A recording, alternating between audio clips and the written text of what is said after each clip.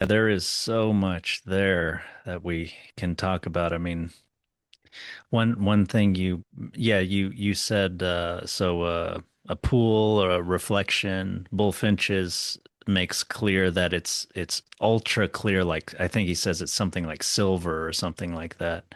And yeah, that as a metaphor for the mind sounds really good and taken with the fact of both Milton and Bullfinch, or when someone goes up to that mirror, they think what they see is real. And that seems to say something about the mind too. We tend to, just like the just born Eve in Milton's version, we tend to take everything at face value, and I'm angry, and that means someone else is wrong, and I'm right, and et cetera, et cetera. So yeah, that seems like a very fruitful way to look at these stories. Yeah. Yeah, and I think like that's such a nice stepping stone that you laid out there of like being angry and thinking that, oh, because I'm angry, somebody is wrong and I am right. Um, you are central in doing that, you're centralizing onto your own opinion. You're identifying Mm, your own opinion, which feels true to you and is true to mm, you because it's what you believe, but you're so focused on that in a narcissistic kind of way mm. that you're not even seeing what the other person is actually experiencing, what their truth Yeah. is, where they're getting their data from. Oh, maybe they're seeing something I'm not seeing. Maybe I'm seeing something they're not seeing. Yeah. We're both pulling from the same reality. Theoretically, we should have the same data. The fact that we Mm, don't, communication can help us to exchange information in a way that can move us beyond that conflict. But I think one of the other elements I want to weave into this discussion is healthy narcissism. I know I have friends who have some young kids. They have a 3-year-old little girl and a set of twins who are about 8, 9 months old at this point. So I've been watching these kids grow up, and the 3-year-old especially is going through a very narcissistic phase. And I think anybody who has kids is or is around kids is familiar with the like, no, it's mine. No, mm, I want this. No, and then the tantrum when you don't get it. And obviously we want kids to be socialized. We want them to be able to share and learn why that's important and all of that.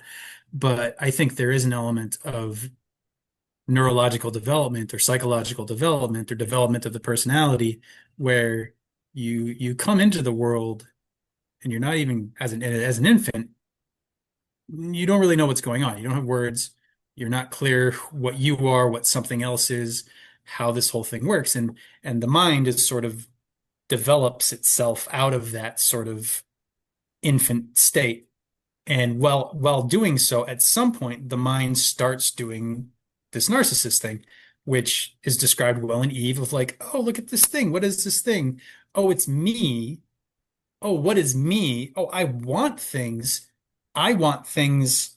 The world doesn't want things that I want because I want that thing, but I can't have it.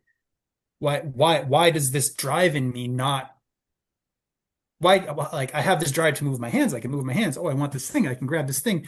Oh, now something's trying to take this thing away from me, or this other child is hitting me because I took its toy. But I wanted it. And so something else outside of me wants something. mm, And what does that mean? And as mm, children, as infants and stuff, you have to make sense of that without words, without being able to have somebody come in and, okay, well, here what it is, kid, like 1, 2, 3, and this is how you can't theorize to a child.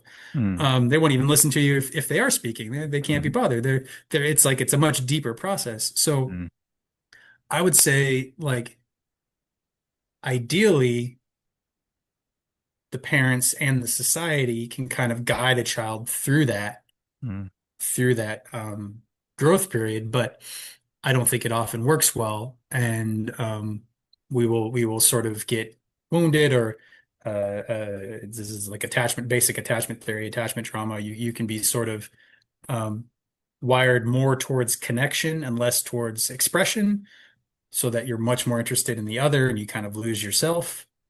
Hmm. because yourself is dangerous to the connection process, or you can sort of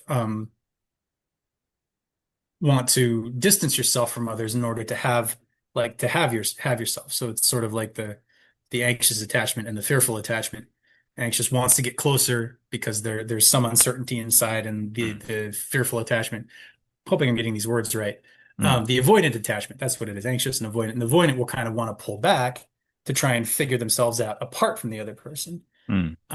But in both cases, it's sort of a misalignment between like, oh, well, I want things, I have desires, or I have emotions, I have feelings, I have an interior life that is not shared by the world around me. It's not, when I'm angry, maybe other people can tell that I'm angry, but they don't have the whole story of my anger, and I have to try and communicate to them, and that's really hard to do. So like, and knowing that you're angry, knowing what's going on for you is a kind of narcissism. It is that self-reflection. Hmm. But if you get so caught up in that you only want what you want and nobody else really exists for you, then that's narcissism in the clinical definition of, the problematic way. Hmm. Um, Please like and subscribe for more of our open-minded content, and comment below on your thoughts or questions about the story. Let us know if you'd like us to cover another stimulating story, and thank you for participating.